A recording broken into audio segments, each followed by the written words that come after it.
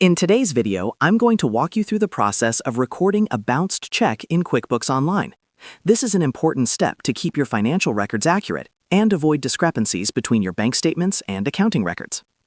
First, log into QuickBooks Online and head to your dashboard. Click the cog icon and go to Products and Services.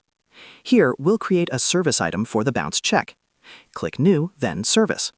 Name it Bounced Check and link it to the income account you use for services. Save and close. Next, we'll create a second service item for any fees associated with the bounced check. Click New, Service again, and name it Bounced Check Fee. For the income account, select Other Income and then Other Miscellaneous Income. This will help you track any additional charges applied to the customer. Save and close. Now it's time to record the bounced check for the customer.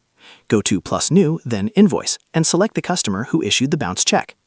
Add the bounced check service item for the original amount and the bounced check fee for any extra charges you want to collect.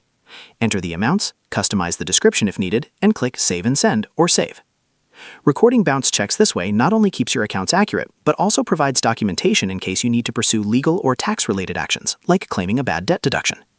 And that's how you properly record a bounced check in QuickBooks Online. Share this video and subscribe for more helpful tutorials.